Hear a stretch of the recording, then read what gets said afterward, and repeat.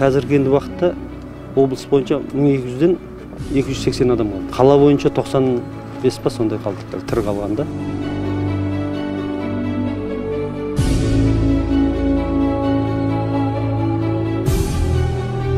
Чернобыльға осы біздің адамдар қатысып, соны құтқару.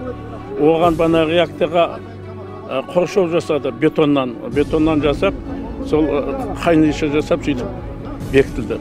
Сол кезге барған адамдардың осы қашейін қасіретін көріп жатыр. Денсаулығына айырылды, жағдайы төмендеді. Бірақ та мына біздің үкімет содан бастап мына Чернобыль тұрғындарды, соның қасіретін көргендерді қадірлейміз, бағалаймыз. Ол қалған елді аман қылды.